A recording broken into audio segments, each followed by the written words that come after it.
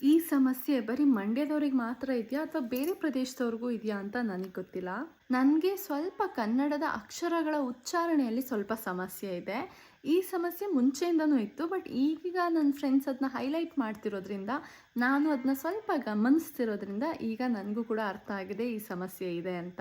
ತುಂಬ ರಾಂಗ್ ಟೈಮಲ್ಲಿ ನಾನು ವೀಡಿಯೋನ ಮಾಡ್ತಾ ಇದ್ದೀನಿ. ಯಾಕಂದರೆ ಈಗಷ್ಟೇ ಎಲೆ ಅಡಿಕೆ ಹಾಕ್ಕೊಂಡೆ. ತುಂಬ ಪದಗಳು ಬೇಗ ಹೊರಡ್ತಾ ಇಲ್ಲ.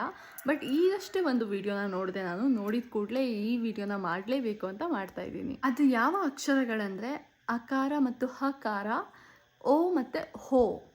ನಾನು ಈ ಅಕ್ಕಿಗೆ ಹಕ್ಕಿ ಹೀಗೆ ಹೇಳ್ತಾ ಇದ್ದೆ. ಪಕ್ಷಿ ಹಕ್ಕಿಗೆ ಅಕ್ಕಿ ಅಂತ ಹೇಳೋದು. ಸೊ ಈ ಥರ ಉಚ್ಚಾರಣೆಗಳನ್ನ ತುಂಬ ತಪ್ಪಾಗಿ ಮಾಡ್ತಾ ಇದ್ದೆ. ಆದರೆ ಈಗಷ್ಟೇ ನಾನು ಒಂದು ನಮ್ರತಾ ಗೌಡ ಅವ್ರದ್ದು ವಿಡಿಯೋ ಕ್ಲಿಪ್ ನೋಡ್ತಾ ಇದ್ದೆ.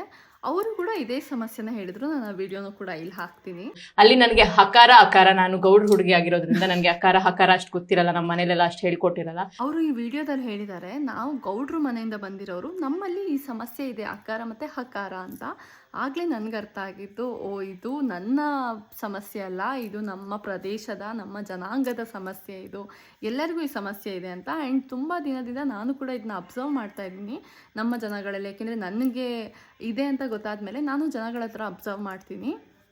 ಆಗ ನನಗೆ ಗೊತ್ತಾಗಿದ್ದು, ಹೌದು ನಮ್ಮ ಜನಗಳು ಎಲ್ಲರೂ ಅಕಾರ ಮತ್ತು ಹಕಾರವನ್ನು ನಾವು ತುಂಬ ಬದಲಾಯಿಸಿ ಮಾತಾಡ್ತೀವಿ ಅಂತ. ಯಾಕೆ ಈ ಥರ ನಮ್ಮ ಗೌಡ್ರಿಗಾಗಿರ್ಬೋದು, ಮಂಡ್ಯದವ್ರಿಗಾಗಿರ್ಬೋದು ಈ ಅಕಾರ ಮತ್ತು ಹಕಾರದಲ್ಲಿ ಸಮಸ್ಯೆ ಇದೆ ಅಂತ ನನಗೆ ಗೊತ್ತಿಲ್ಲ. ಯಾರಿಗಾದರೂ ಗೊತ್ತಿದ್ದರೆ ದಯವಿಟ್ಟು ಕಮೆಂಟ್ ಬಾಕ್ಸಲ್ಲಿ ಕಮೆಂಟ್ ಮಾಡಿ. ಆ್ಯಂಡ್ ನಂತರ ಉಚ್ಚಾರಣೆಯನ್ನು ಯಾರು ತಪ್ಪಾಗಿ ಮಾಡ್ತಿದ್ದೀರಾ ಅವರು ಕೂಡ ಕಮೆಂಟ್ ಬಾಕ್ಸಲ್ಲಿ ಮಾಡಿ. ನಾವು ಎಲ್ಲರೂ ಸೇರಿ ಒಂದು ಸೊಲ್ಯೂಷನ್ಗೆ ಬರೋಣ, ಹೇಗೆ ಇದನ್ನ ಸರಿ ಮಾಡೋದು ಅಂತ.